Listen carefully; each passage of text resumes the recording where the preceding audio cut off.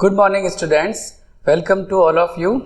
ये अपना organic chemistry का नेक्स्ट चैप्टर है aldehyde, ketones and carboxylic acid. इसमें हम पहले बात करने वाले हैं कार्बोक्सिलिक एसिड के बारे में। आपको नॉलेज होगा कार्बोक्सिलिक एसिड के अंदर हम कौन से ग्रुप की बात करते हैं बेटा, COOH, है ना। तो इस वाले चैप्टर को दो सेक्शन में डिवाइड किया हमने। पार्ट 1 में एल्डिहाइड और कीटोन है, पार्ट 2 में अपने पास कौन है बताओ, कार्बोक्सिलिक एसिड। हम पहले बात करने जा रहे हैं about carboxylic acid. What are carboxylic acid? वे सभी कंपाउंड जिनमें कौन सा ग्रुप होता है, COOH ग्रुप, है ना, उसको अपन बोलेंगे carboxylic acids. In carboxylic acid carbon is bonded to oxygen atom of hydroxyl group. It means यहां अगर आप ध्यान से देखो तो दो ग्रुप कंबाइन हो रहे हैं। एक तो हो गया अपने पास कार्बोनिल ग्रुप और इसके साथ हम लेके आ जाते हैं हाइड्रोक्सिल ग्रुप, राइट। तो कार्बोनिल ग्रुप और हाइड्रोक्सिल ग्रुप को अगर कंबाइन कर देंगे तो ये पूरा क्या बन जाएगा, कार्बोक्सिलिक एसिड। कार्बोक्सिलिक एसिड के जो हायर मेंबर्स होते हैं, जिनमें नंबर ऑफ कार्बन ज्यादा होते हैं, उनको हम फैटी एसिड भी कहते हैं, जो नेचुरली फैट्स के अंदर और oil of esters of glycerol उनमें ये पाए जाते हैं। अगर हम बात करें कार्बोक्सिलिक एसिड के नोमेनक्लेचर के लिए, तो नोमेनक्लेचर में एक तो अपने पास आ रहा कॉमन नेम सिस्टम और एक आएगा IUPAC name system. Common name system based on the number of carbon. जैसे अगर एक कार्बन है तो वहां पे कॉमन नेम में लिखा जाएगा फॉर्म, दो कार्बन के लिए लिखा जाता है एसिड। नंबर ऑफ कार्बन अगर 3 हो जाएंगे तो अपन लिखेंगे उसको प्रोपियोन, 4 कार्बन के लिए हो जाएगा ब्यूटायर, और अगर 5 कार्बन होंगे तो वेलेयर। ये कॉमन नेम में लिखे जाते हैं। और IUPAC में सिंपल सा फॉर्मेट, जितने कार्बन की चेन बनेगी उसको लिखना अपने को एल्केन और प्लस सफिक्स क्या जुड़ेगा, ओइक एसिड, ठीक है। इन दो कंसेप्ट को ध्यान में रखते हुए हम इन क्वेश्चनों को अपन सॉल्व करते हैं। सबसे पहले आप देख रहे हो HCOOH, the first member of carboxylic acid. तो इसमें एक ही कार्बन दिख रहा है अपने को, तो कॉमन नेम जब लिखेंगे तो एक कार्बन के लिए प्रीफिक्स क्या आएगा, फॉर्म, और प्लस यहां पे जोड़ना आपको इक एसिड। तो कंप्लीट नाम क्या बन गया, फॉर्मिक एसिड, ठीक है बेटा। IUPAC में अगर हम इसका नाम लिखेंगे तो एक कार्बन के लिए IUPAC में लिखा जाएगा मीथेन, प्लस क्या जुड़ेगा, oic acid, so it is methanoic acid.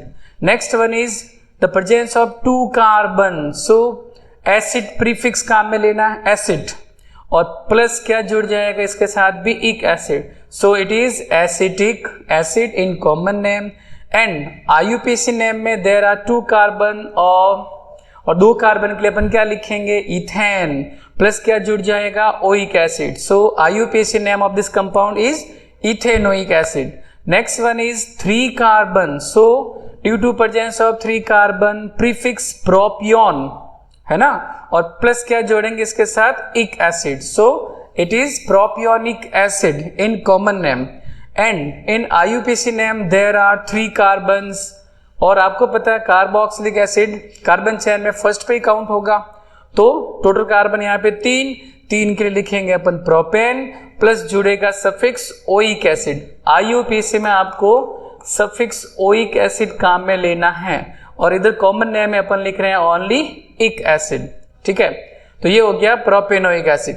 Next one is there are 4 carbon, so it is butyr, right, और प्लस क्या जुड़ेगा, इक एसिड, तो ब्यूटायरिक एसिड कॉमन नेम में। In IUPAC there are 4 carbons in selected carbon chain, तो first carbon, second carbon, third carbon and 4 carbon, so it is butane, और plus क्या जुड़ गया बेटा, ओइक एसिड, तो ब्यूटेनोइक एसिड इसका नाम बन जाएगा। ये जो लिखा हुआ है इसको अगर हम ऐसे लिखें, CH3 कार्बन और एक हाइड्रोजन, फिर वापस CH3 और COOH, तो ये जो ग्रुप है ना बेटा, आइसो ग्रुप है ये, और टोटल कार्बन 4, तो कॉमन नेम में क्या नाम बन जाएगा, आइसोब्यूटायरिक एसिड। और रही बात IUPAC की, तो selection of longest carbon chain, ये बन जाएगा substitute, numbering from this and, so it is first carbon, second carbon and third carbon. Right the name of substitute. Second carbon पे जुड़ा है मिथाइल, तो अपन लिखेंगे 2 मिथाइल। देन कार्बन चेन में 3 carbon, so propane and suffix is oic acid, तो 2 methyl propanoic acid. ये आगे di carboxylic acid वाले कंपाउंड जिसमें आप देख रहे हो दोनों side carboxylic acid group present है। तो इनके जो कॉमन नेम है वो अपन इस ट्रिक से याद कर सकते हैं, OMSGAP, है ना, ओम्स गैप या ओम्स जाप। इसमें 6 अल्फाबेट है और 6 आपको यहाँ पे एसिड मिलेंगे। O का मतलब ये वाला कंपाउंड जिसका कॉमन नेम स्टैंडर्ड है ऑक्सैलिक एसिड, पता होगा आपको, टोमेटो में ये एग्जिस्ट करता है, टमाटर में पाया जाता है। इसको अपन ऐसे भी लिख सकते थे स्ट्रक्चर में COOH, राइट। तो ये है ऑक्सैलिक एसिड। और जब IUPAC नेम की बात करेंगे तो यहाँ पे भी फर्स्ट कार्बन और ये सेकंड कार्बन, 2 कार्बन के लिए लिखना पड़ेगा अपने को इथेन, और दोनों साइड फंक्शनल ग्रुप यही है ओइक एसिड। सो इथेन के साथ क्या जुड़ गया, डाइओइक एसिड। तो इथेन डाइओइक एसिड ये ऑक्सैलिक एसिड का IUPAC नाम बन जाएगा। नेक्स्ट वन जिसमें आप देख रहे हो 3 कार्बन की चेन है, तो यहाँ पे जो सेकेंड अल्फाबेट था, फर्स्ट हमने इसके लिए काम में लिया था oxalic acid, second alphabet M आ रहा है जो किसको डिनोट करेगा, मेलोनिक एसिड। कॉमन नेम है, स्टैंडर्ड है, हमें याद रखना कि ये मेलोनिक एसिड है। रही बात IUPAC नेम की, तो 3 carbon, first, second, third, 3 carbon के लिए लिखेंगे अपन प्रोपेन, और दोनों साइड आपको फंक्शनल ग्रुप सेम मिल रहा है, और वो कौन सा फंक्शनल ग्रुप है, ओइक एसिड के लिए, तो बन जाएगा प्रोपेन डाइओइक एसिड। सेम ऐसे ही ये पता होमोलॉगस सीरीज बनती जा रही है जिसमें आप देख रहे हो 2 कंटिन्यू मेंबर के बीच में CH2 ग्रुप का डिफरेंस होता है, that is called homologous series, समजातीय श्रेणी।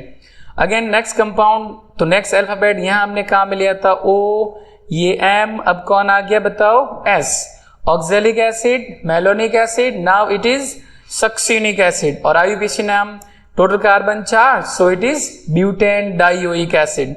नेक्स्ट है बेटा OMS, और ये हो जाएगा GA, है ना, P वाला स्ट्रक्चर यहाँ लिखा हुआ नहीं है, P का मतलब पामिटिक एसिड। तो फिलहाल ये जो कंपाउंड है अपने पास ये ग्लूटेरिक एसिड है, और IUPAC नाम यहाँ पे टोटल कार्बन 5, इसलिए पेंटेन डाइओइक एसिड।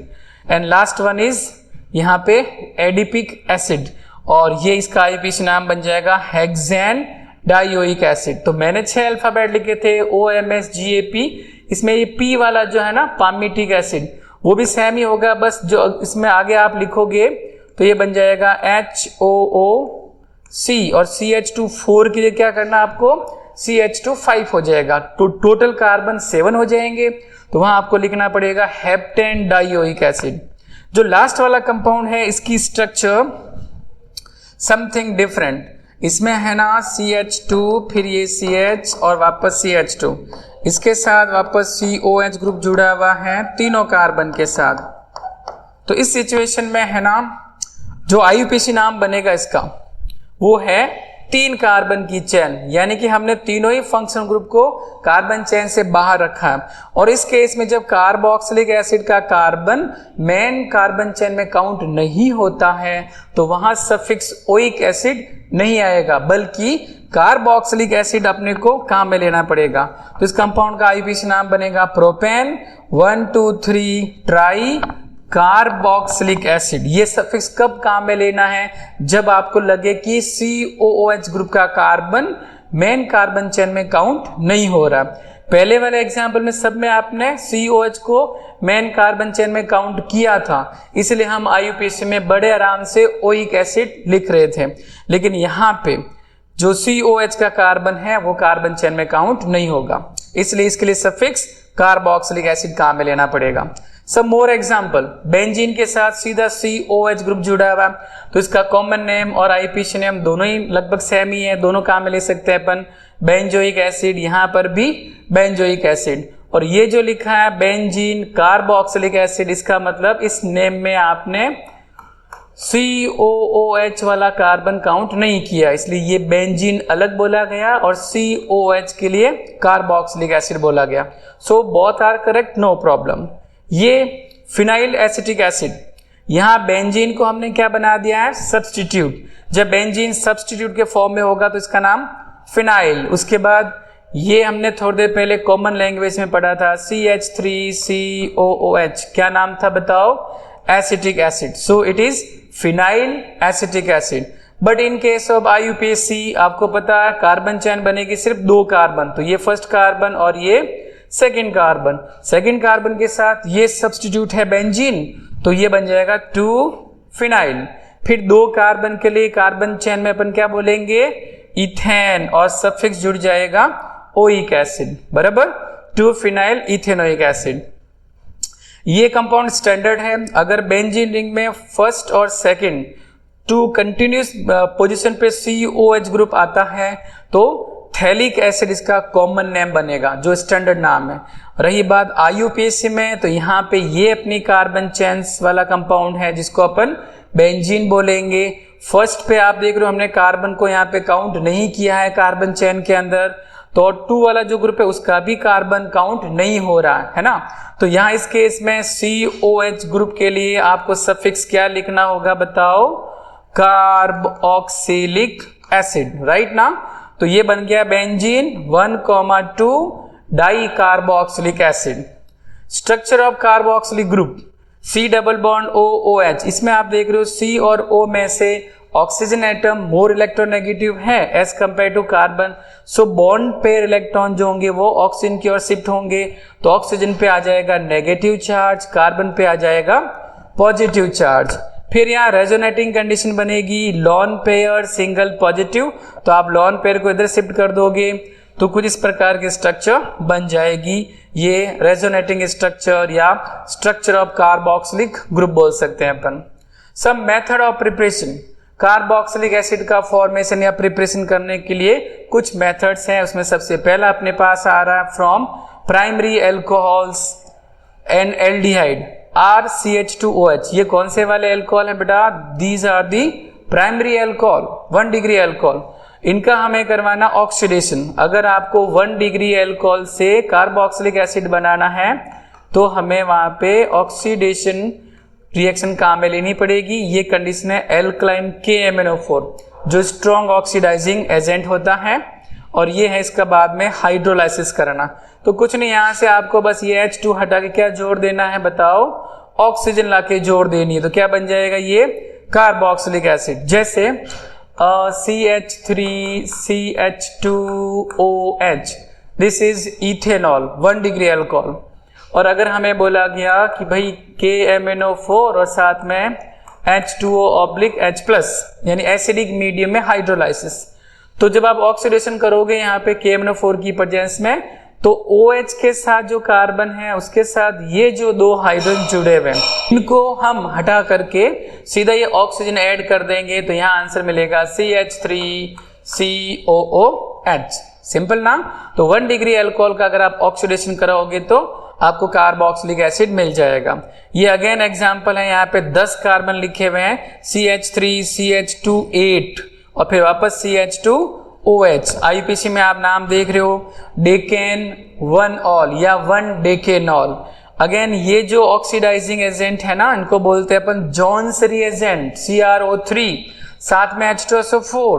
तो यहाँ पे भी हमें वही काम करना है कि OH जिस कार्बन के साथ जुड़ा है वहां से दोनों हाइड्रोजन हटा दो और उसकी जगह एक ऑक्सीजन एटम लगा दो, तो डेकेनॉल से क्या बन जाएगा? ये डेकेनोइक एसिड। तो ये फर्स्ट प्रिपरेशन मेथड हो गया from primary alcohol and aldehyde, दोनों का ऑक्सीडेशन करना है। इन दोनों रिएक्शन में हमें सिर्फ कौन मिला बताओ?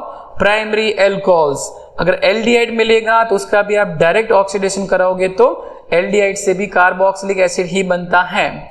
The next preparation method from nitriles यानी कि साइनाइड। ये CN ग्रुप जो है इसको अपन साइनाइड ग्रुप बोलते हैं, इसका सफिक्स होता है नाइट्राइल। तो अगर मैं इसका हाइड्रोलाइसिस करवाता हूं और एक मॉलिक्यूल वाटर ऐड करता हूं, है ना, 1 मॉलिक्यूल ऑफ वाटर, जिसको अपन बोलते हैं पार्शियली हाइड्रोलाइसिस, आंशिक जल योजन। तो CN के साथ जब हम एक वाटर मॉलिक्यूल ऐड करेंगे ना बेटा, तो एक कंपाउंड बनेगा पहले अमाइड, है ना। IUPAC नाम आपको पता है, जितने कार्बन की चेन बनेगी उसको लिखना अल्केन और सफिक्स जुड़ जाएगा एमाइड।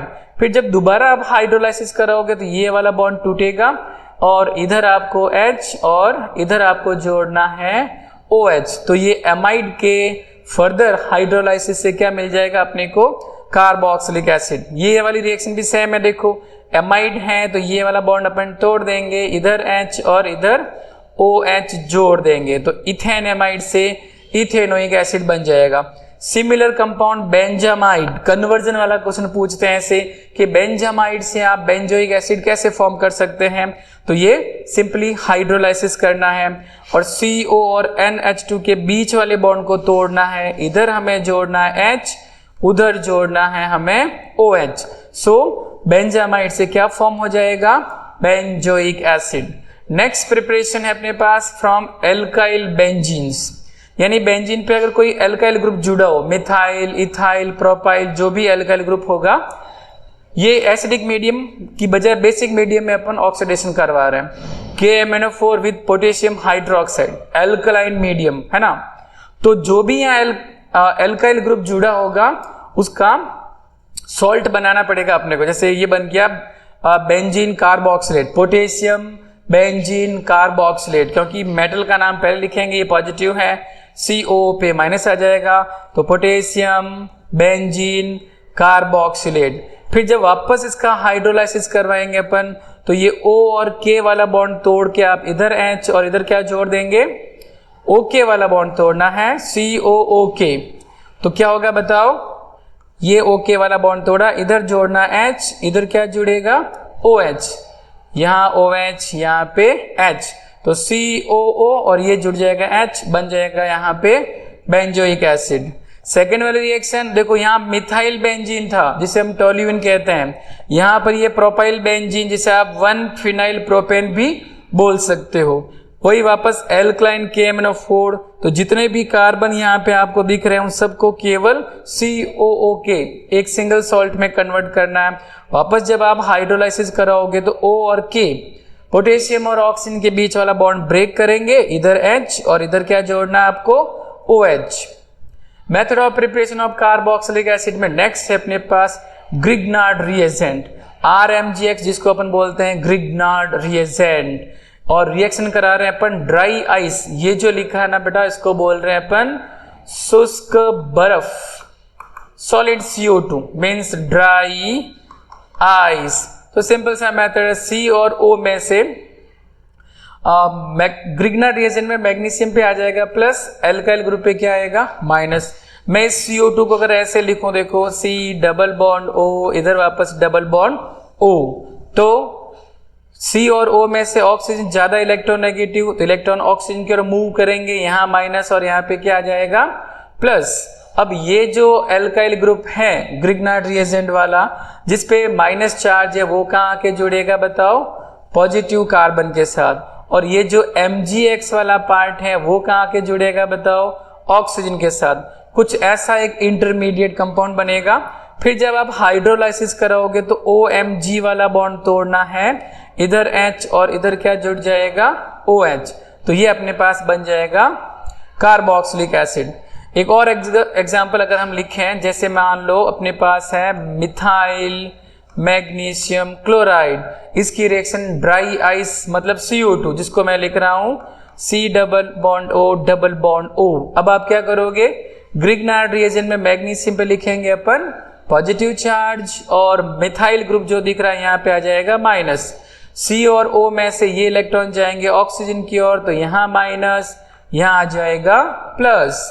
और ये एल्काइल ग्रुप जिसपे माइनस चार्ज दिख रहा है कहाँ आके जुड़ेगा, कार्बन के साथ, तो बताओ क्या प्रोडक्ट बन जाएगा, ये CH3, ये आ गया CH3 कहाँ के जुड़ा, इस वाले कार्बन के साथ, और डबल बॉन्ड ऑक्सीजन, इस पे माइनस आया है ना, तो आप इस MgCl को यहाँ लाके जोड़ दो।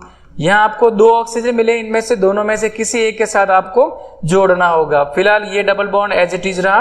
अब अगर आप हाइड्रोलाइसिस कराओगे तो ये बॉन्ड टूटेगा, इधर H और इधर OH जुड़ जाएगा, तो अपना आंसर बन जाएगा CH3 C double bond O OH, right. OH को आप इधर लिख सकते थे और C डबल बॉन्ड O को आप उधर जोड़ दो तो भी वो सेम ही बात रहेगी। फ्रॉम एसाइल हैलाइड्स, ये जो लिखा है एसिड हैलाइड RCO Cl। अगर आप इसका हाइड्रोलाइसिस करवाओगे तो हैलोजन से ठीक पहले वाले बॉन्ड को तोड़ना है, इधर H और इधर क्या जोड़ना है बताओ, OH। तो ये बन जाएगा एसिड हैलाइड से कार्बोक्सिलिक एसिड। अगर हमें एनहाइड्राइड दिया हुआ हो तो भी सेम कॉन्सेप्ट काम में लिया जाएगा। इसमें एनहाइड्राइड में R C double bond O, फिर O, फिर C डबल बॉन्ड O और वापस ये आ गया अपने पास R एनहाइड्राइड में। और एस्टर वाला अगर केस बनता है तो उसमें भी सेम कंडीशन, हालांकि ये दोनों कंपाउंड एनहाइड्राइड वाले हैं। तो इसमें भी आपको क्या करना है, ये वाला बॉन्ड तोड़ देना है, इधर जोड़ेंगे अपन H और इधर OH, तो बन जाएगा कार्बोक्सिलिक एसिड। जैसे हम बात करें बेंजोइक एनहाइड्राइड, ये कैसे लिखा हुआ है, it is C6H5 C double O, फिर O, फिर C डबल O और C6H5, ये बेंजोइक एनहाइड्राइड। तो आपको क्या करना है, ये जो बेंजोइल ग्रुप दिख रहा है इसमें ये वाला बॉन्ड तोड़ना है, इधर जोड़ना H और इधर जुड़ जाएगा OH। तो ये बन जाएंगे बेंजोइक एसिड के दो मॉलिक्यूल्स।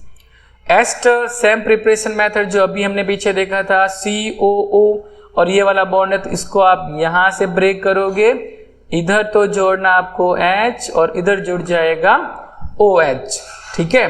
तो अगेन ये बन जाएगा अपने पास बेंजोइक एसिड। और अगर ये एस्टर की रिएक्शन NaOH के साथ कराएंगे सोडियम सॉल्ट बनेगा, फिर वापस हाइड्रोलाइसिस करेंगे तो ONA वाला बॉन्ड तोड़ो, इधर H इधर OH जोड़ेंगे तो बन जाएगा butanoic acid. Physical properties of carboxylic acid, क्या फिजिकल प्रॉपर्टीज होती हैं, बॉइलिंग पॉइंट कार्बोक्सिलिक एसिड का सबसे ज्यादा होगा स्ट्रॉन्ग H बॉन्डिंग के कारण, अल्कोहल से भी ज्यादा, और उसके बाद एल्डिहाइड कीटोन्स आएंगे। रीजन ये लिखा देखो कि कार्बोक्सिलिक एसिड के मॉलिक्यूल के बीच में क्या हो जाता है बताओ, एक तो डाइमर का फॉर्मेशन हो जाएगा, साथ ही यहाँ पे ये इंटरमॉलिक्यूलर H बॉन्डिंग बन जाएगा जो अल्कोहल से भी ज्यादा स्ट्रॉन्ग होगा, इसलिए अल्कोहल से भी कार्बोक्सिलिक एसिड के बॉइलिंग पॉइंट ज्यादा होते हैं। Solubility, lower member of carboxylic acid जो होते हैं पानी में इजीली डिसॉल्व होंगे, क्योंकि आप देख रहे हो ये वाटर के साथ भी हाइड्रोजन बॉन्डिंग फॉर्म कर लेते हैं, that's why soluble in water. Chemical properties of carboxylic acid, क्या क्या रासायनिक गुण होते हैं कार्बोक्सिलिक एसिड में। पहले हम बात करेंगे क्लीवेज ऑफ OH बॉन्ड, यानी कार्बोक्सिलिक एसिड जो ग्रुप था COOH, तो अभी हम ये वाली रिएक्शन पढ़ रहे हैं जिसमें O और H वाला बॉन्ड टूटेगा। उसमें सबसे पहले बात कर रहे हैं एसिडिटी के बारे में, रिएक्शन विथ मेटल या फिर एल्कलीज। ये देखो फर्स्ट रिएक्शन जिसमें ये एसिडिक कंपाउंड है जो active metals like sodium potassium, इनके साथ अगर हम एसिड की रिएक्शन कराएंगे तो एक तो बनेगा सॉल्ट और साथ में कौन सी गैस प्रोड्यूस होगी बताओ, हाइड्रोजन गैस प्रोड्यूस होगी। सेम एज अगर हम किसी एसिड की रिएक्शन बेसिक सब्सटेंस के साथ करवाते हैं तो भी क्या मिलेगा आपको, सॉल्ट और वाटर। ये रिएक्शनें प्रूव करती हैं कि ये जो सब्सटेंस ले रहे हैं अपन वो एसिडिक नेचर का होगा, क्योंकि एसिड एक्टिव मेटल के साथ सॉल्ट और हाइड्रोजन गैस बनाते हैं, एसिड बेस के साथ सॉल्ट और वाटर बनाते हैं। और ये थर्ड रिएक्शन जिसमें आप देख रहे हो, अगर हम एसिड की रिएक्शन बेकिंग सोडा यानी मेटल बाइकार्बोनेट या फिर मेटल का कोई भी कार्बोनेट होता है तो वहां पे सॉल्ट प्लस वाटर और कौन सी गैस प्रोड्यूस होती है, carbon dioxide gas. Carboxylic acid की एसिडिटी का रीजन क्या है, तो अब आप देख रहे हो कार्बोक्सिलिक एसिड को अगर हम वाटर में डिसॉल्व करेंगे तो ये यहां से जब अपने को H+ आयन डोनेट करेगा, जो इसकी नेचर है एसिडिक नेचर है, तो proton means H+ ion donate करेगा। तो H+ आयन डोनेट करने के बाद जो एनाइन बनेगा जिससे अपन बोलते हैं कार्बोक्सिलेट आयन, क्या बोलेंगे, कार्बोक्सिलेट आयन, वो वाला जो नेगेटिवली चार्ज आयन है, इसमें आप देख रहे हो रेजोनेंस वाला फैक्टर आ गया। कैसे, जब यहां से H+ आपने उड़ा दिया है तो ऑक्सीजन पे क्या आ जाएगा बताओ, नेगेटिव चार्ज, और ये नेगेटिव, ये सिंगल और ये डबल, तो नेगेटिव सिंगल डबल रेजोनेंस वाला फैक्टर आ गया। इसलिए कार्बोक्सिलिक एसिड जो होगा वो अल्कोहल और फिनॉल से भी क्या होगा बताओ, मोर एसिडिक, करेक्ट। देन अब इसकी जो एसिडिक नेचर है उनको कौन कौन से फैक्टर अफेक्ट करेंगे, मतलब COH ग्रुप के साथ हम क्या जोड़ें, जैसे इलेक्ट्रॉन विड्रॉविंग ग्रुप अगर जोड़ेंगे तो इलेक्ट्रॉन विड्रॉविंग ग्रुप क्या करते हैं, इलेक्ट्रॉन्स को अपनी ओर अट्रैक्ट करेंगे, तो यहाँ पे जो नेगेटिव चार्ज होगा उसका अमाउंट डिक्रीज हो जाएगा, यानी स्टेबिलिटी बढ़ जाएगी।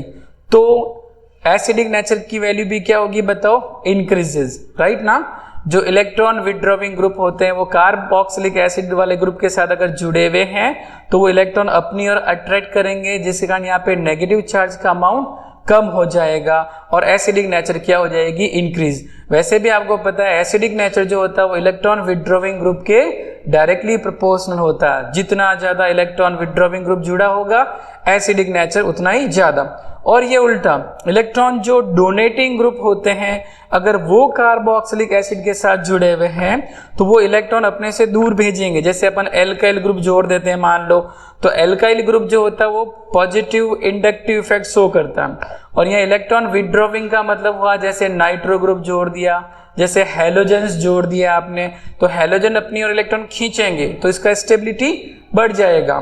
जबकि यहाँ इलेक्ट्रॉन डोनेटिंग ग्रुप है, इलेक्ट्रॉन वो इसकी ओर भेजेंगे तो यहाँ नेगेटिव चार्ज का अमाउंट बढ़ जाएगा, इसलिए स्टेबिलिटी कम हो जाएगी और एसिडिक स्ट्रेंथ भी कम हो जाएगा। ये एक ऑर्डर है जिसमें आप देख रहे हो कि phenyl, the effect of following group in increasing acidic order, ये बेंजीन रिंग यानी फिनाइल ग्रुप हो जाएगा, इसका माइनस आई इफेक्ट सबसे कम। फिर जैसे जैसे अपन आगे की ओर बढ़ते जाएंगे इलेक्ट्रॉन विड्रॉविंग वाला नेचर बढ़ता जाएगा। The following acid are arranged in order of increasing acidity based on pKa. pKa आपको पता डिसोसिएशन कांस्टेंट ऑफ एसिड, तो Ka की वैल्यू जितनी ज्यादा होती है pKa की वैल्यू उतनी कम हो जाएगी, और pKa की वैल्यू जितनी कम होगी एसिडिक नेचर उतना ही ज्यादा होगा।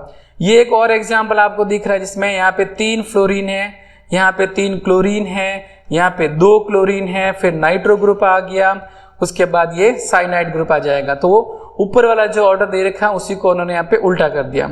इस वाले एग्जाम्पल में आप देखो एक साइड फ्लोरीन है, यहाँ पे क्लोरीन है, यहाँ पे ब्रोमीन है और उसके बाद में हाइड्रोजन, और यहाँ वापस कौन आ रहा देखो क्लोरीन, लेकिन साथ में एक बड़ा ग्रुप आ गया, इसलिए फॉर्मिक एसिड जो है इस कंपाउंड से भी ज्यादा एसिडिक नेचर का होगा। और ये वापस benzoic acid, phenyl acetic acid, acetic acid, और यहाँ पे इन दोनों कंपाउंड्स में आप देख रहे हो कि प्लस आई इफेक्ट आ जाएगा, मिथाइल, इथाइल, इनके कारण ये सबसे कम एसिडिक होंगे इस वाली सीरीज के अंदर। Chemical property of carboxylic acid में हम बात करेंगे वापस वही एसिडिक नेचर के बारे में। इलेक्ट्रॉन विड्रॉविंग ग्रुप जो है, जैसे यहाँ पे ये इलेक्ट्रॉन डोनेटिंग ग्रुप है, ये क्या करेगा मिथॉक्सी ग्रुप बेंजीन रिंग की और इलेक्ट्रॉन भेजेगा। तो अगर हम यहाँ से H+ को हटा देंगे तो यहाँ आएगा नेगेटिव चार्ज, और ये इलेक्ट्रॉन जो इस साइड शिफ्ट होंगे उस कारण नेगेटिव चार्ज का अमाउंट क्या हो जाएगा, बढ़ जाएगा, जिसके कारण उसकी स्टेबिलिटी कम हो जाएगी और एसिडिक नेचर भी कम हो जाएगा। इस साइड आप देख रहे हो सिर्फ बेंजोइक एसिड है, बेंजीन रिंग के साथ ऐसा कोई ग्रुप जुड़ा हुआ नहीं है जो कि इलेक्ट्रॉन अट्रैक्ट करे या रिपेल करे। और लास्ट वाले में आप देख रहे हो नाइट्रो ग्रुप जुड़ा दिख रहा है जो इलेक्ट्रॉन को अपनी ओर अट्रैक्ट करेगा। इनकी आप पीके वैल्यू पे ध्यान दो, फर्स्ट कंपाउंड में 4.46, यहाँ पे 4.19, जबकि यहाँ देखो आप 3.14। तो जितना कम pKa की वैल्यू होगी वो कंपाउंड उतना ही ज्यादा एसिडिक नेचर शो करेगा। तो आपको बस इतना ध्यान रखना, इलेक्ट्रॉन विड्रॉविंग ग्रुप जो होते हैं जैसे नाइट्रो ग्रुप हैं वो एसिडिक नेचर को बढ़ाएंगे, और इलेक्ट्रॉन डोनेटिंग ग्रुप जो होते हैं वो एसिडिक नेचर को रिड्यूस कर देते हैं। COH वाला जो बॉन्ड है कार्बोक्सिलिक एसिड में C डबल बॉन्ड OOH, अब कार्बन और ऑक्सीजन के बीच वाला जो बॉन्ड आपको दिख रहा है उसको अगर हम ब्रेक करेंगे तो क्या बनेगा, ये तो सिंपल है। देखो इथेनोइक एसिड के 2 मॉलिक्यूल हैं, इसे अगर हीट करते हैं फॉस्फोरस पेंटाऑक्साइड की प्रेजेंस में, तो यहाँ से बस आपको एक वाटर मॉलिक्यूल निकाल देना है, तो क्या बन जाएगा ये एनहाइड्राइड। एस्टरिफिकेशन में हम जानते हैं कार्बोक्सिलिक एसिड की रिएक्शन अगर आप अल्कोहल के साथ करवाते हो कॉन्सेंट्रेट H2SO4 की प्रेजेंस में, तो इधर से H और इधर से OH हट जाएगा और फॉर्म होगा एस्टर। मैकेनिज्म ऑफ एस्टरिफिकेशन बहुत इंपॉर्टेंट क्वेश्चन है ये। ये देखो आप कार्बोक्सिलिक एसिड है, अगर ये इलेक्ट्रॉन इधर शिफ्ट करेंगे तो यहाँ पे आएगा माइनस और कार्बन पे क्या आ जाएगा बताओ, प्लस चार्ज। तो ये जो प्रोटॉन है जो कहां से लेके आए अपन, इस रिएक्शन में जो था ना कंसंट्रेट H2SO4, ये आपको ये प्रोटॉन प्रोवाइड करेगा। तो एसिड से जो हमें प्रोटॉन मिल रहा है उसको कहां लाके जोड़ेंगे, ऑक्सीजन के साथ, ये जोड़ दिया देखो, है ना। और इस कार्बन पे यहाँ पे क्या रह जाएगा, प्लस चार्ज। इस प्लस के साथ कौन आके जुड़ेगा, ये एल्कोहल। एल्कोहल में ऑक्सीजन के पास लॉन पेयर है, तो लॉन पेयर इस कार्बन को मिलेंगे तो न्यू बॉन्ड फॉर्म हो जाएगा बिटवीन कार्बन और इस ऑक्सीजन के बीच में, जो आपको यहाँ पे दिख रहा है। फिर ये जो प्रोटॉन है वो हम शिफ्ट कर देंगे OH की ओर, जो यहाँ पे दिख रहा है आपको। इस कार्बन के साथ ये जो स्पीसीज है पूरा वाटर मॉलिक्यूल, उसको आप हटा दोगे तो प्रोटोनेटेड एस्टर बनेगा। और लास्ट स्टेप पहले का उल्टा, वापस यहां से वापस एक प्रोटॉन डोनेट करेंगे तो अपने पास फाइनल प्रोडक्ट क्या मिल जाएगा, एस्टर। ठीक है। Then chemical properties of carboxylic acid, जिसमें आ रहा PCl3 PCl5। अगर आप कार्बोक्सिलिक एसिड की reaction phosphorus pentachloride, phosphorus trichloride या थायोनिल क्लोराइड के साथ करवाते हो तो यहाँ पर एसिड क्लोराइड बनेंगे। तीनों में सेम ही आंसर है, RCOCl यानी एसिड क्लोराइड। अगर हम कार्बोक्सिलिक एसिड की रिएक्शन अमोनिया के साथ करवाएंगे तो आपको पता है ये कार्बोक्सिलिक एसिड है और अमोनिया कौन से नेचर का होता है, बेसिक नेचर का। तो एसिड और बेस मिलेंगे तो यहाँ पे क्या बन जाएगा, ये ammonium acetate which is a type of salt. फिर इसको जब हीटअप करेंगे तो यहाँ से एक H2 मॉलिक्यूल निकल जाएगा तो एमाइड बन जाएगा। फिर से अगर आप इसे गर्म करके और एक H2 मॉलिक्यूल हटा दोगे तो ये ऑक्सीजन हट जाएगा, ये दोनों हाइड्रोजन भी चले जाएंगे और कौन सा ग्रुप बन जाएगा, साइनाइड। जैसे ये बेंजोइक एसिड विथ अमोनिया तो बन जाएगा अमोनियम बेंजोएट। हीट करेंगे इसमें से H2 निकलेगा, एक ऑक्सीजन और यहाँ से 2 हाइड्रोजन, तो क्या बन जाएगा, ये बेंजामाइड। बेंजामाइड के बाद ये नेक्स्ट है अपने पास थैलिक एसिड। तो आप देखो थैलिक एसिड के साथ अमोनिया के कितने मॉलिक्यूल लेने पड़ेंगे अपने को, 2 मॉलिक्यूल्स, 2 मोल्स ऑफ अमोनिया। एक को इस साइड लाके जोड़ दो आप और एक को इस साइड लाके जोड़ दो, तो ये देखो इधर से भी सॉल्ट बन जाएगा, इधर से भी सॉल्ट। ये कंपाउंड है थैलिक एसिड। तो जो सॉल्ट बना उसका नाम बन जाएगा अमोनियम थैलेट। जब आप इसे हीट करोगे तो एक ऑक्सीजन 2 हाइड्रोजन, इधर से भी एक ऑक्सीजन 2 हाइड्रोजन, तो क्या बन जाएगा, ये थैलेमाइड, है ना। और वापस अगर आप इसको स्ट्रांगली हीट करोगे तो इसमें से अमोनिया गैस निकल जाएगी। जैसे यहां से मैंने हटा दिया पूरा NH2 और यहां से आप एक हाइड्रोजन हटा दो तो ये बन जाएगा थैलीमाइड। ठीक है, फॉर्मेशन ऑफ थैलीमाइड था ये from phthalic acid. Reaction involving COH group, जिसमें रिडक्शन, आप देखो अगर कार्बोक्सिलिक एसिड का रिडक्शन करेंगे अपन तो वापस क्या मिल जाएगा आपको, 1 डिग्री एल्कोहल। इसका रिवर्स पढ़ा था थोड़ी देर पहले, आपने याद करो कि अगर प्राइमरी एल्कोहल का हम ऑक्सीडेशन करेंगे तो क्या मिल गया था आपको, कार्बोक्सिलिक एसिड। डी कार्बोक्सिलेशन, जिसमें soda lime NaOH plus CaO को अपन बोलेंगे सोडा लाइम। तो सोडा लाइम के साथ अगर आप कार्बोक्सिलिक एसिड या कार्बोक्सिलिक एसिड के सोडियम सॉल्ट को हीट करते हो तो COONA और इधर से ONA, इन सब को अगर हम रिमूव कर देंगे तो यहाँ पे आपको आंसर क्या मिलेगा, एल्केन्स। द नेक्स्ट रिएक्शन जिसका नाम है हेल-वोलार्ड-जेलेंस्की रिएक्शन। इसमें देखो कार्बोक्सिलिक एसिड के जस्ट पास में, है ना, उसको बोलते हैं अल्फा कार्बन। अल्फा कार्बन के साथ जो हाइड्रोजन जुड़े इनको यहाँ पे रिप्लेस किया जाएगा। किसकी प्रेजेंस में रिएक्शन हो रही है, हैलोजन और साथ में है रेड फॉस्फोरस। तो यहाँ जो भी आपने हैलोजन लिया वो हैलोजन इधर से एक हाइड्रोजन को रिप्लेस कर देगा। तो CH2 था, एक हाइड्रोजन यहाँ से और एक हैलोजन यहाँ से, क्या माइनस कर दिया हमने, हाइड्रोजन हैलाइड। और जो दूसरा हैलोजन एटम बचेगा वो इस कार्बन के साथ आके जुड़ जाएगा जो आपको यहाँ दिख रहा है। ये हैलोजन क्लोरीन और ब्रोमीन में से कुछ भी हो सकता है, इसको बोलेंगे अपन अल्फा हेलो कार्बोक्सिलिक एसिड, क्योंकि COH ग्रुप के जस्ट पास में ये अल्फा कार्बन है और इस अल्फा कार्बन के साथ आपको हैलोजन दिख रहा है, सो it is alpha hello carboxylic acid. Ring substitution, आपको पता है कि बेटा ये जो रिएक्शन है वो है इलेक्ट्रोफिलिक सब्स्टिट्यूशन रिएक्शन। तो जो COOH ग्रुप आपको दिख रहा है ना, वो ESR के लिए किसकी तरह बिहेव करता है? मेटा डायरेक्टिंग ग्रुप की तरह, राइट। तो अगर यहाँ जैसे आप नाइट्रेशन करवाने जा रहे हो तो जो NO2 ग्रुप आएगा वो कहाँ जाके जुड़ेगा? मेटा वाली पोजीशन पे। सो it is Meta nitrobenzoic acid. ऐसे अगर आप हेलोजिनेशन करवा रहे हो तो यहां से हेलोजन कहाँ आके जुड़ेगा बताओ? अगेन मेटा पोजीशन पे, क्योंकि बेंजीन पे जुड़ा हुआ ये जो COH ग्रुप होता है ये जब रेजोनेंस में पार्टिसिपेट करेगा तो ऑर्थो और पैरा पर इलेक्ट्रॉन डेंसिटी डिक्रीज हो जाती है। इसलिए जो इलेक्ट्रोफाइल यहाँ पे मिलेगा आपको उसको कहाँ जाके जुड़ना पड़ेगा? At meta position. Uses of carboxylic acid, methanoic acid rubber, textile, dyeing, leather, electroplating industries में काम आता है। इथेनोइक एसिड सॉल्वेंट के रूप में, और फूड प्रिजर्वेटिव जो पिकल्स वगैरह होते हैं उसमें विनेगर के रूप में इसको ऐड किया जाता है। बेंजोइक एसिड भी फूड प्रिजर्वेटिव और परफ्यूम के रूप में काम आता है। और जो हायर मेंबर होते हैं कार्बोक्सिलिक एसिड के, फैटी एसिड जो है वो साबुन और डिटर्जेंट फॉर्मेशन में काम में लिए जाते हैं। ये इस चैप्टर का अगला पड़ाव है एल्डिहाइड और कीटोन, जिसको अपन अगली क्लास में देखेंगे। यहां तक इस चैप्टर का एक पार्ट जो है वो हमने कंप्लीट किया, कार्बोक्सिलिक एसिड।